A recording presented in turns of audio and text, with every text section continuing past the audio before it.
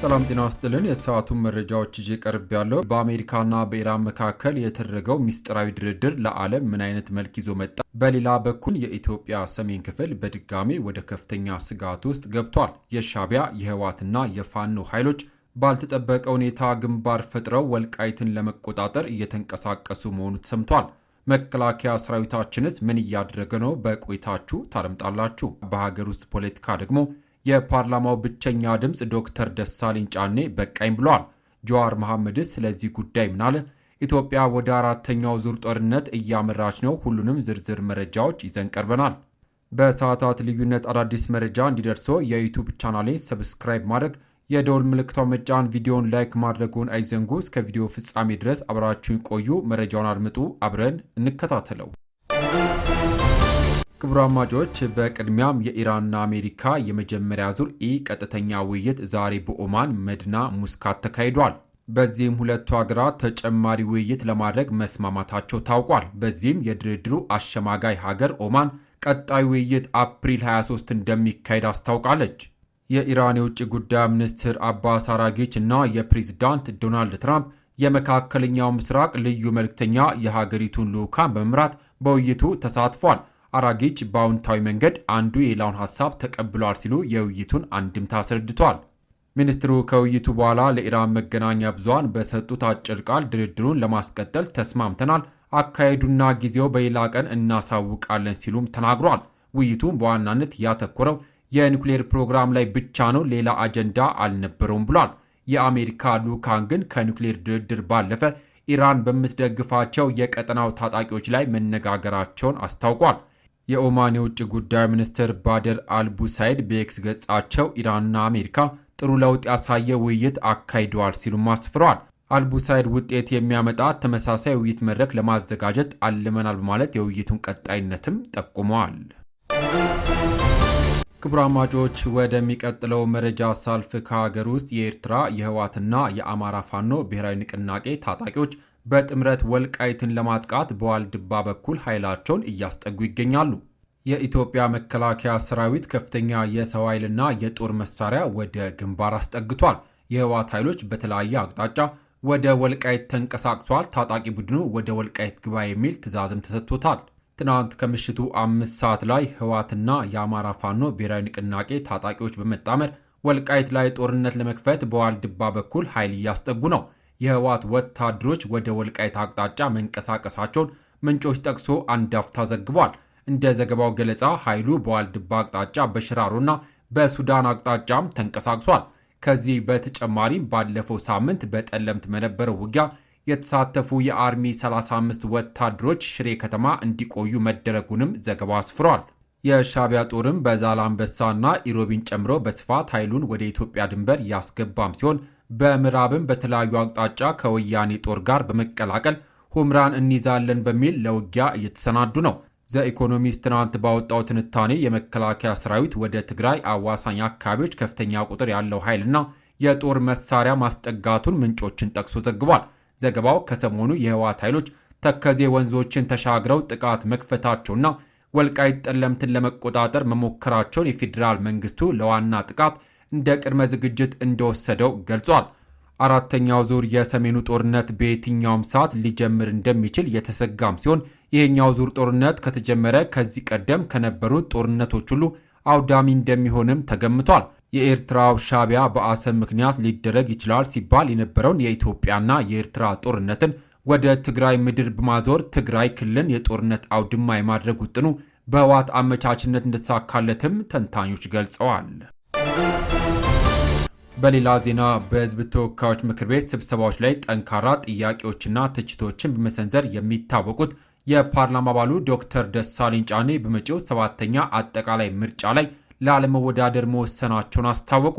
ዶክተር ደሳለኝ እዚህ ውሳኔ ላይ ካደረሷቸው ምክንያቶች አንዱ ነፃ፣ ሰላማዊና ፍትሐዊ ምርጫ ለማካሄድ የሚያስችል ምቹ መደላደል አለመኖሩ እንደሆነም ገልጸዋል። በ2013 ዓ.ም በተካሄደው ምርጫ ተቃዋሚውን የአማራ ብሔራዊ ንቅናቄ አብንን ወክለው ወደ ህዝብ ተወካዮች ምክር ቤት የገቡት ዶክተር ደሳለኝ ይህ ውሳኔያቸውን ያሳወቁት ትናንት አርብ ጥር 29 2018 ዓ.ም በፌስቡክ ገጻቸው ባሰፈሩ ጽሑፍ ነው።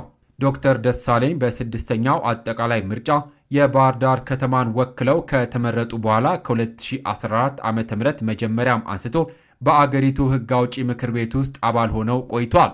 የምክር ቤቱ አባሉ በመጪው ግንቦት ለሚካሄደው ጠቅላላ ምርጫ በእጩነት ስለመመዝገብ አለመመዝገባቸው ከመራጮች ከደጋፊዎችና ከመገናኛ ብዙሃን በተደጋጋሚ ጥያቄ ሲቀርቡላቸው መቆየቱንም ገልጿል።